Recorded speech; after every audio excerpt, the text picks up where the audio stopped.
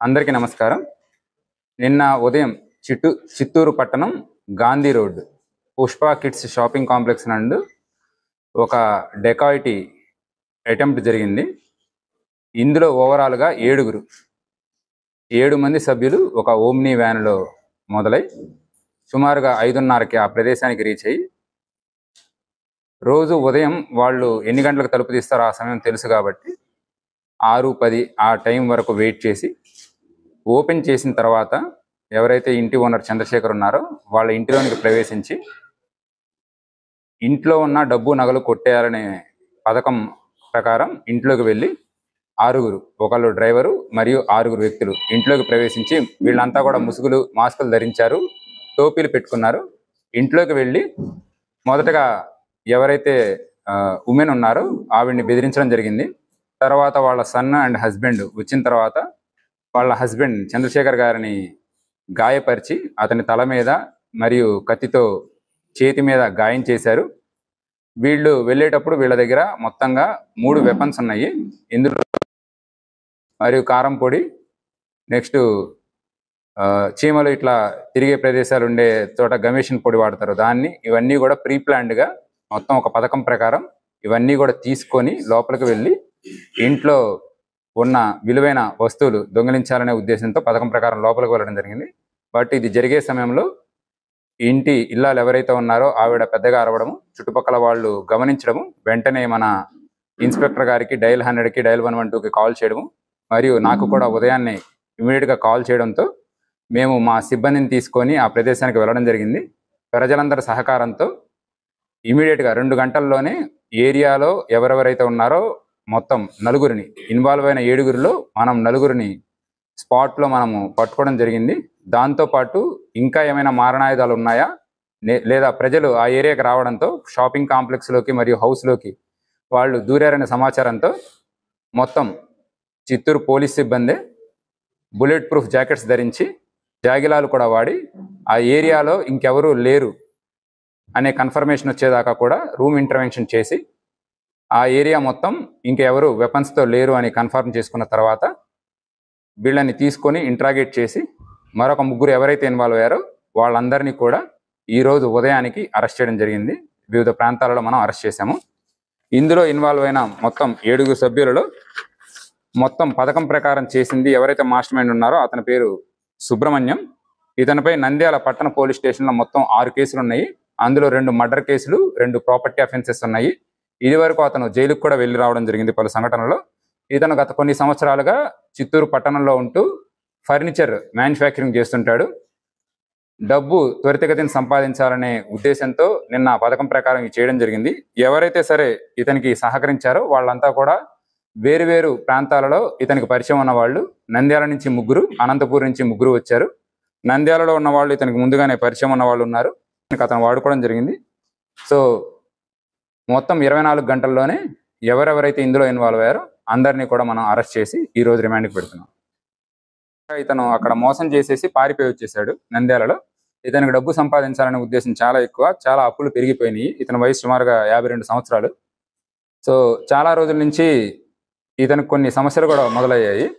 So నిద్ర కూడా పట్టడం లేదు. ఏం చేయాలని ఆలోచించి వాళ్ళ ఇంట్లో డబ్బులు ఉంటాయనే సమాచారం ఉందని చెప్పేసి ఇతను అటెంప్ట్ చేయడం జరిగింది.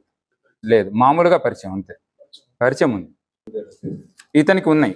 ఎవరైతే సుబ్రహ్మణ్యం ఉన్నారో అతని మీద మొత్తం కేసులు ఉన్నాయి. 2 మర్డర్ కేసెస్ ఉన్నాయి అతని మీద. ఈ 2004 నుంచి 6 మధ్యలో జరిగినాయి.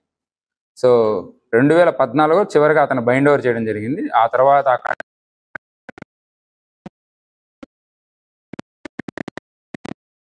ఏవన్ ఉన్నారో ఏవన్కి అతనికి పరిచయం ఉంది. ఏవన్కి పరిచయం ఉంది, ఏవన్కి మాత్రమే పరిచయం ఉంది. మిగతా వాళ్ళంతా కూడా ఇందులో ఎవరికి కూడా ఏవన్కి తప్ప మిగతా 6 ఎవరికి ఎటువంటి క్రైమ్ హిస్టరీ లేదు. అందరూ కూడా ఫస్ట్ టైం వచ్చిన వాళ్ళు.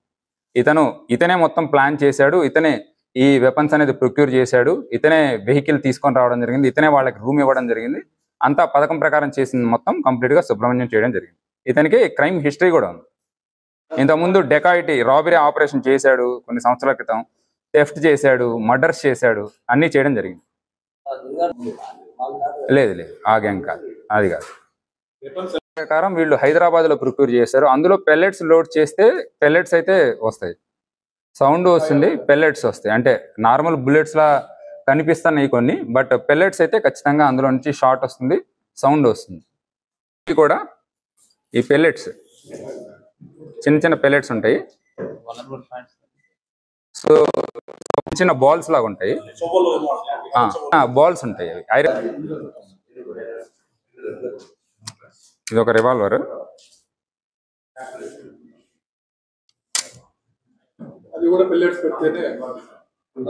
దీనిలో దాని లోడింగ్ ఉంటుంది, సౌండ్ అయితే బాగా వస్తుంది. చూసారు కదా.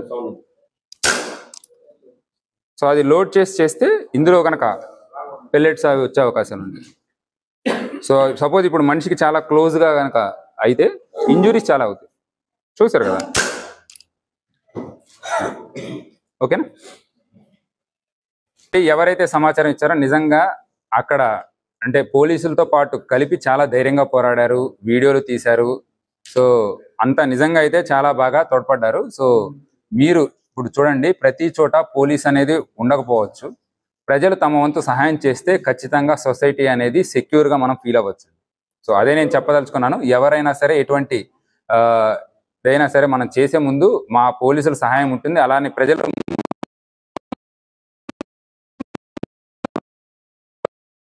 కూడా ఇందులో మేము పొందుపరిచాము. 2005లో కేసులు, 2006లో కేసులు ఉన్నాయి. ఓకే. సో అతని మీద ఉన్న కేసులు అవి. సో అంత తర్వాత కానీ అతను కానీ ఏమీ లేదు. సో ఏ ఏరియాలో ఉన్నాడో ఆ ఏరియా నుంచి వచ్చేసి ఇక్కడ ఉండడం జరిగింది.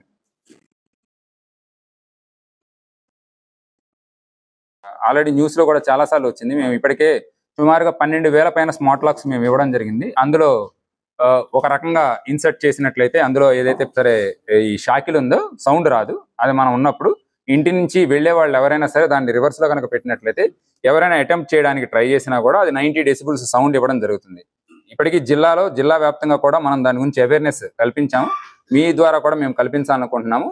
ఎవరైనా సరే ఈ స్మార్ట్ లాక్స్ ఏవైతే ఉన్నాయో ఈవెన్ డిఫరెంట్ అమెజాన్ కానీ ఫ్లిప్కార్ట్లో కానీ ఆన్లైన్లో కూడా ఆర్డర్ చేసుకోవచ్చు, లేదా దగ్గరలో పోలీస్ స్టేషన్లో అడిగినా కూడా వాళ్ళు మీకు గైడ్ చేస్తారు. ఈ అలారం ప్యాడ్ లాక్స్ అంటారు. దాన్ని మనం ఉపయోగిస్తే మాత్రం సపోజ్ మీరు నైట్ టైము మీ ఇంటికి అది కనుక వేసుకొని వెళ్ళారు, ఎవరైనా అటెంప్ట్ చేశారంటే కనీసం 100 మీటర్స్ డిస్టెన్స్లో కూడా దాని సౌండ్ వినిపిస్తుంది. సో దీంతో పాటు మేము సుమారుగా ఇప్పటికీ 2600 కెమెరాల దాకా ఇన్స్టాల్ చేయడం జరిగింది. ఎందుకంటే ఈ ప్రాపర్టీ అఫెన్సెస్ జరిగే అవకాశం తక్కువ ఉంటాయి. ఒకవేళ జరిగినా కూడా మనం వీలైనంత తొందరగా పట్టుకోగలం.